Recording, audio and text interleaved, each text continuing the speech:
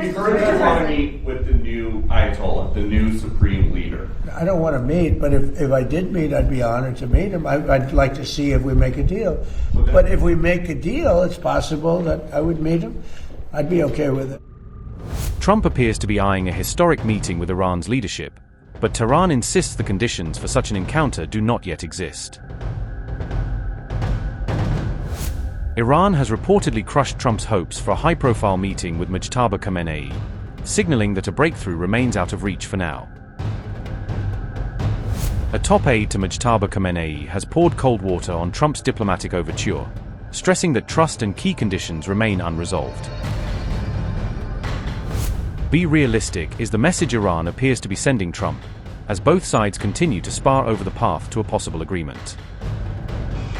Talks may still be continuing behind the scenes, but with trust in short supply, a high-level summit seems as distant as ever.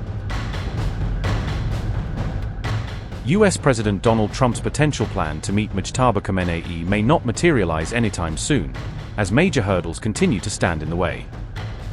Iranian Foreign Minister Abbas Araghchi dismissed speculation about a possible Trump-Khamenei meeting, signaling that Tehran is not yet on board.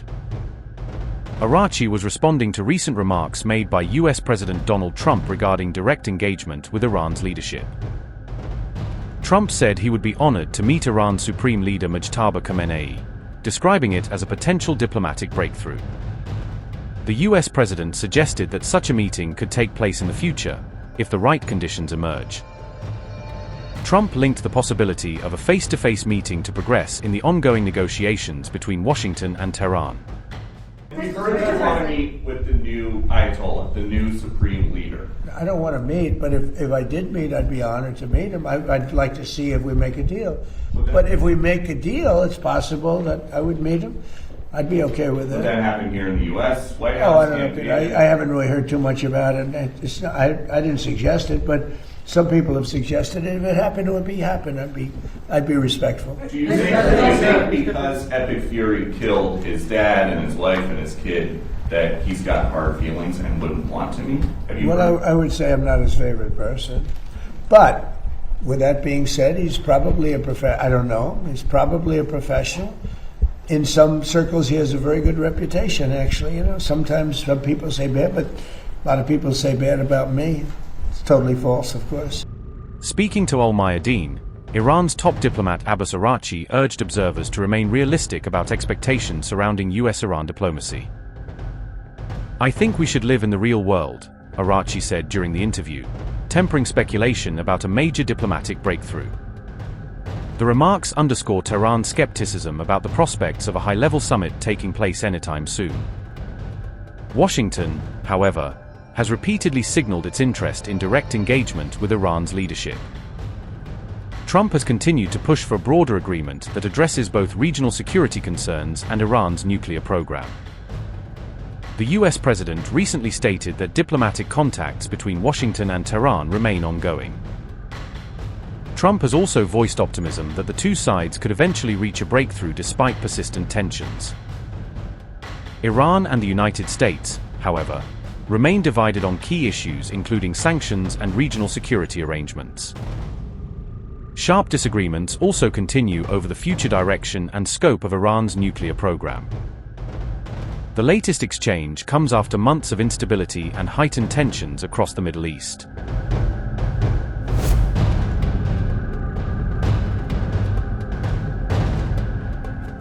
Fresh details are emerging about a reported strike on Al Udeid airbase in Qatar.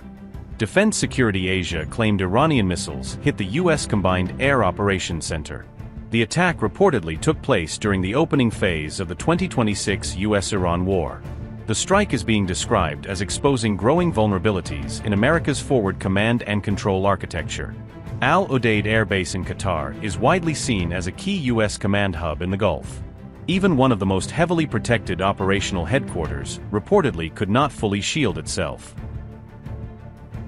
Defense Security Asia reported, and I quote, "According to details confirmed by senior American officials, multiple Iranian missiles directly struck the CAOC complex at Al Udeid Air Base in Qatar, rendering the facility completely unusable despite its hardened construction and extensive fiber optic command infrastructure.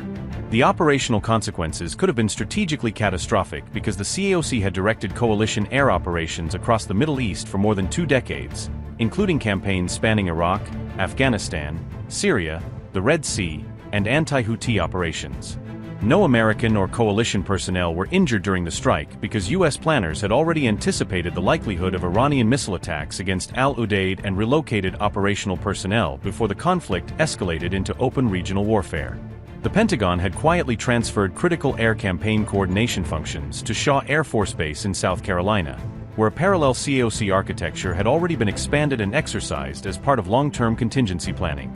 The successful transition of command authority from Qatar to the continental United States demonstrated the Pentagon's increasing reliance on distributed command and control structures, designed to preserve operational continuity during high-intensity missile conflicts.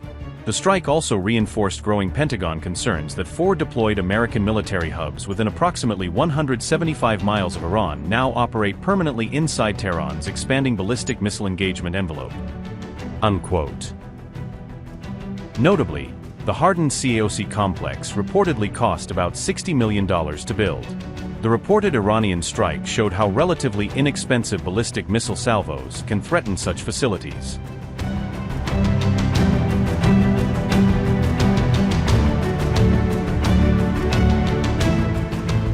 Iran's IRGC has claimed responsibility for the latest attacks on Kuwait and Bahrain.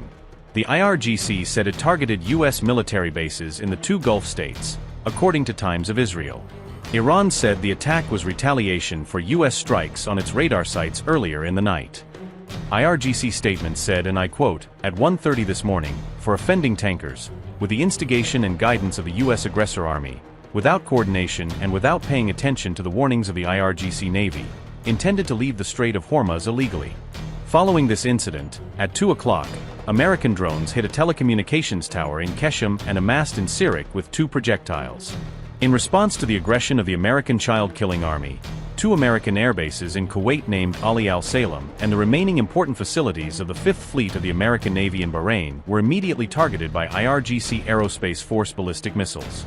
"We warn the aggressor and child-killer enemy that if these evils are repeated, a limited response will not suffice.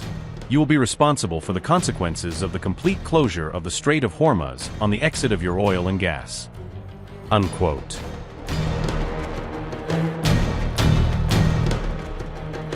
Meanwhile, the U.S. military appears to be trying to contain the fallout, saying Iran launched 7 ballistic missiles. U.S. officials said the missiles were fired toward Kuwait and Bahrain, according to Times of Israel. The missiles were launched hours after the U.S. said it had thwarted 4 Iranian one-way attack drones.